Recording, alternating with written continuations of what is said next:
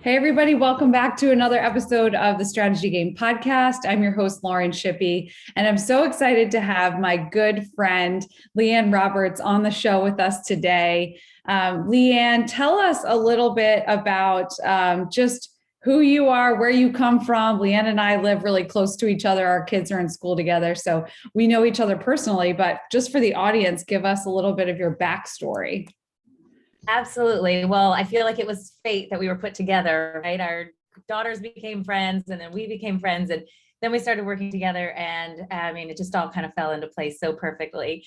But my name is LeeAnn Roberts and I am the founder of Mama Crush Marketing. And I have had this desire to help women, especially moms like me, busy moms, that have a business that are just trying to do their best to get it up and going or feeling stuck and helping them with their marketing.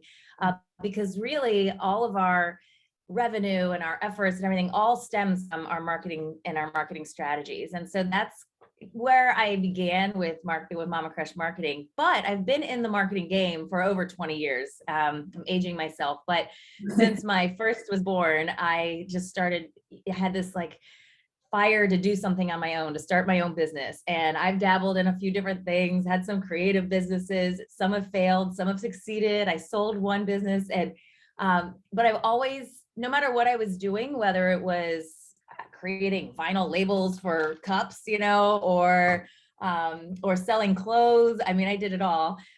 It all came down to the marketing. And I realized after having all these experiences that was where my expertise was. And that's where I enjoyed the most. I loved being on camera and talking to people and getting out in the community and talking to other business owners and other women. And I thought, this is what I need to do, right? So a couple of years ago, I started Mama Crush Marketing. And then once I met you and we started talking and realized, gosh, we're really in similar, parallel universes here. We have different approaches. And so then I came on with the marketing engine and started working with you guys. Now we have this awesome new offering, the toolkit, the Marketing Engine Lite, and it's going great so far. So. Yeah, it's just so cool. I love your extensive background because I think you've done so many different things. And I love that like the theme that you saw throughout it all was the importance of the marketing and getting the marketing right, because you can have like the greatest product or service alive, but if you don't know how to tell people about it, what channels to use, who your target customer is, all of those things, right? Then none of it is going to be worth it. So, just an interesting side question here.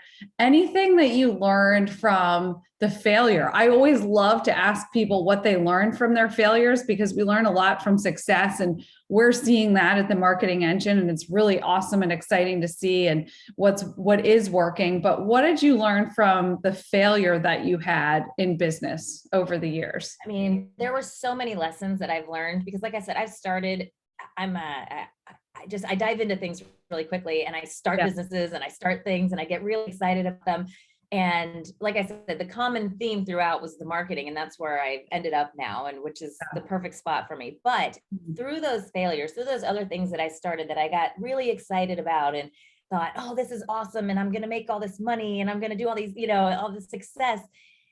I learned that my biggest, I don't want to say limitation, but my biggest almost like fault is giving too much sometimes, like not knowing my worth. So I kind of have this soft spot for like someone who can't afford it or someone who, wants a deal and I want to give that deal to them, or I just want to give so much that I hurt my bottom line in the long run. So I guess really it's finances. Like finances are not my specialty. And so that side of it, knowing that I am more valuable or what I'm offering is more valuable than what I'm selling it for, was a really hard lesson to learn. I want to be that nice person and that, who gives you a deal or gives you the extra services for free or throws it in. And I have to stop myself now. Even now I sell, my service is a higher ticket item. And, I do for Mama Crush Marketing, it's a coaching service or I'm creating websites, and those are higher ticket items. And I have a hard time stopping myself from like, oh, well, I'll also throw in this and I'll also throw in that. So that's been a real tough lesson. And I'm still learning, I'm still growing with that. So, I but can there's a lot of lessons that relate I've to learned over these course. totally relate to that. I feel like when I started storywork, I was in a very similar boat where I just didn't realize until I did it over and over and over again how valuable it was or the impact that it was having on people. And once I started to realize that, then it really came to life, but it takes a while and it does impact your bottom line. So that's so true. And then from the It's totally a sale, mindset thing, right? We it is. think I have this great service that I know other people are offering. So what can make me stand out? Well, I'm less expensive, Right. right? Or I offer all these extra bonuses. But really, you're discounting yourself and you're Mhm. discounting your service and the value of what you do by doing that. I know the first time that I raised my rates on creating a website for someone, and I'm talking to the woman. She totally needed what I was doing. She was so into it. She loved what I've already created. I Yeah. already had her in there, like as a client, Right. basically. And when it came time to tell her how much this service was going to be, and I had just raised my rates to what is pretty standard now in the industry, Yeah. I was so nervous to say that number out loud, right? And once I said it, and she said, "Okay," Right. and I was You're like, like, that "What?" was it. Like in my mind, I thought, "Oh my gosh, I could have asked for more." So it really is such a mindset, and I feel like as business owners, we really have to learn, like you said, like kind of have that aha moment, like, oh, what I do is really valuable. And it's not the price that makes me doubt. It's not that, it's not that I'm less expensive than anyone else. It's that I am really darn good at what I do and I Yeah. can really, really help you. And Yes. that's what it makes you different. And then the experience that the customer has. So So good.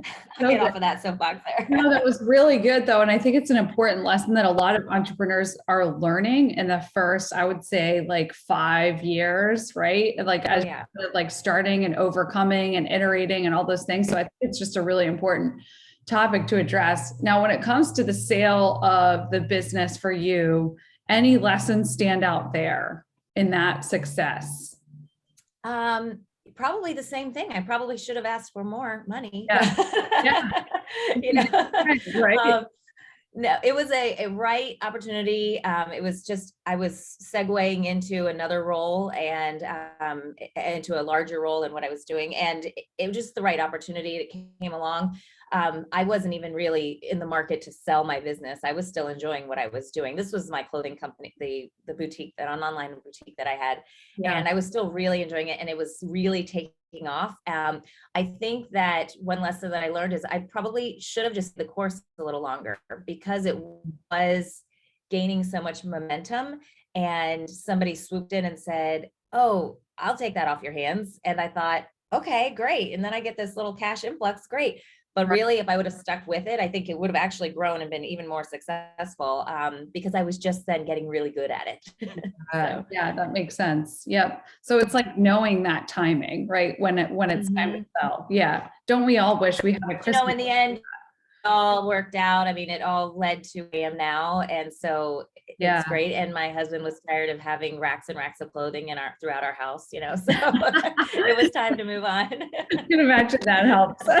Oh yeah. So when it comes to the marketing engine toolkit that we've really put together, this is just exciting. I just want to tell everybody the story here because it is a really cool story. Like LeeAnn is, has been on our team, the marketing engine team, and it's just a really awesome, diverse team from all over the world. We have some people overseas, and we gather every Tuesday to give updates and have our team meetings, which are great. And just it's cool to see what everybody is doing and the roles that they're playing in that space. And so, with LeeAnn, we just got talking, and I knew that you had led many workshops and you had coached many people and you had your own business, and we have the marketing engine and their retainer clients, and it's more substantial. It's larger organizations that really need that consistent marketing presence, but there are a lot of entrepreneurs or even teams or maybe nonprofits that just need an audit to their marketing, and they need just kind of a refresh or a reset. You're feeling stuck or not really knowing where to go, or you just don't have the time to do it because you're operating in the business and you don't have time to work on the business, that kind of thing. And so we just got talking about it, and it seemed like really a lot of like what you had and what I had, we were able to kind of like marry those things together and develop this toolkit. So now that we've been doing this, can you tell us just a little bit about like what that process has been like, and what it's been like for you, and any just discoveries, for the clients too, because it's a really cool. Absolutely. So when you approached me about this idea about the Marketing Engine Lite, or we call it the toolkit as well, like you said, Marketing Engine it's like hiring your own marketing department and having them on retainer every month. And bigger businesses, medium to large businesses, are able to do that sort of thing and take advantage of this amazing service that we have. And like you said, this great team of people and all different aspects of marketing, and they get it all in one big bundle. And so that's fantastic for these medium to large size businesses. But my wheelhouse, like Mama Crush marketing itself, is all about the solopreneur, the mompreneur, the entrepreneur, the small business owner who just has a small team around them. That's been my wheelhouse. That's where I have specialized. And so when you came to me with this idea, I thought, that's what I do. This is great, and so it's a way for someone to get all of the advantages of the marketing engine, but just kind of delivered to them and put into their hands and say, okay, here's how we do it. Now you can go do it. And it's been such a neat experience so far. The clients we've had have been so receptive and so excited to get all of this. Sometimes I think it's a little bit of overwhelm, right? Because they go from just kind of throwing spaghetti at the wall and like trying to keep up with whatever marketing efforts they have. Maybe they're doing something on Instagram today and they're sending it out an email next month, but it's very random and it's very sporadic. It's very reactive is what it is too. It's not marketing. So A marketing strategy. It's more like a marketing reaction, like, oh, I need to get on there and do that. And, so when we have a new Marketing Engine like client come in and we hand them all of this stuff and they get a couple of coaching calls with me and I sit down with them and I say, here's what I'm giving you. Here's how to do it. Here's how to work through it. And here's how to, and it's about a 4 to 6 week process to really get a marketing strategy up and running with the toolkit. Yep. They can go as fast or as slow as they want, but that's really what I suggest. And as they're going through it, they're like having these aha moments, like, oh, I see why I'm supposed to, write down my user personas, or, oh, I see what a funnel is now. And, oh, I see why I need to send out an email of once a month or once a week or whatever it is.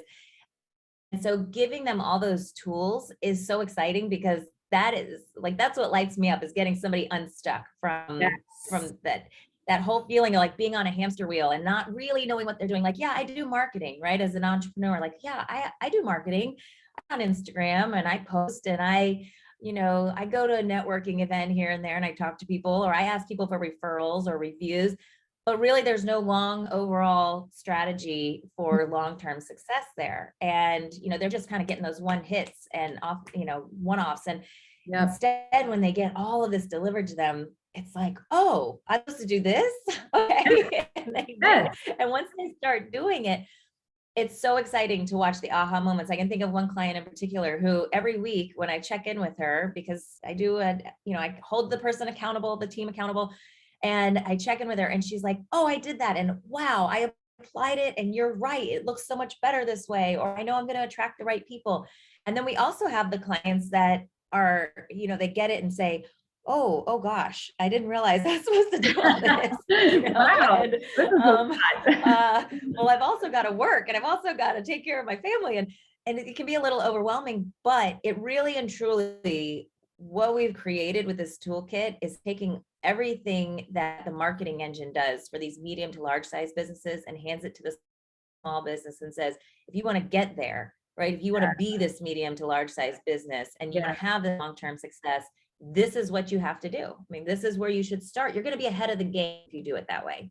So it's been really fun and really exciting, and we're getting new clients. And I mean, I have a really good time getting to know the people. And like I said, that unstuck, when the puzzle pieces all fit together, they all, Oh, Yes. okay. That's what I'm supposed to do. That's so exciting.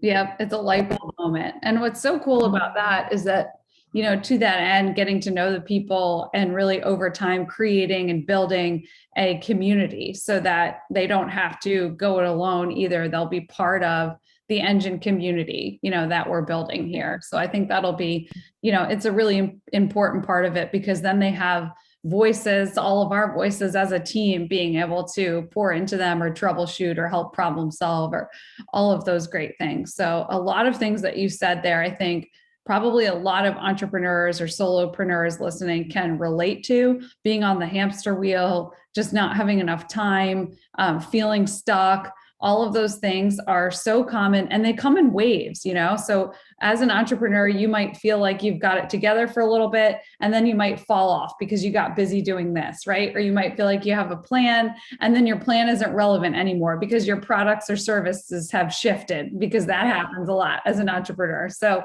being able to iterate on that and shift and get the reset you need and get the plan you need to be able to drive growth, revenue growth in your business is really key. So I love all of that.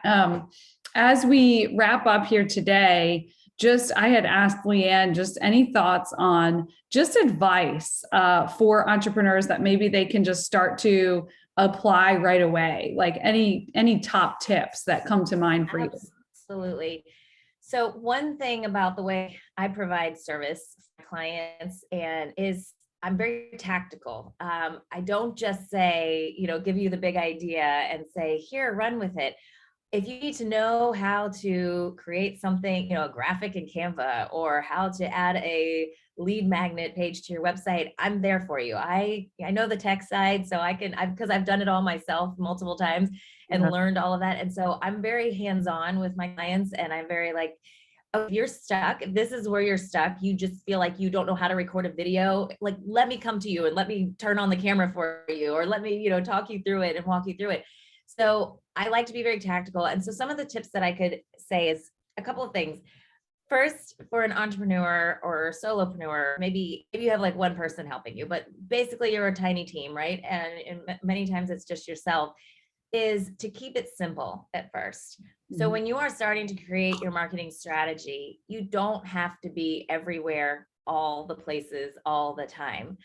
A big benefit of being with the marketing engine, these medium to bigger size businesses, and it's not to say that an entrepreneur can't be with the marketing engine. It's just once you're at that revenue point where you can afford a team, with you every month, that team, we're a big team and we can be everywhere. We can be on every social media platform. We can be in emails. We can be getting, we can get you PR. We can do all these different things. But when you're an entrepreneur, you really have to look at it and say, okay, what's my bandwidth, right? Like, what can I really and truly do on my own and be successful at?